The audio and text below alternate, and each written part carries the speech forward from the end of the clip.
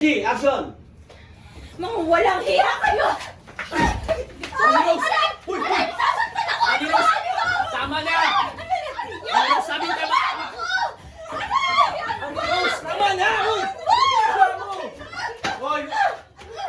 Tama na! Uy! Ano, Rose? Tama na! Naibak lang po. Salbay na sa line. Hoy! Ano ba nangyayari dito? Kinikilig kayo sa labas! Kuya, etong dalawang to, huling-huli, nagkahalikan. Hindi totoo yan.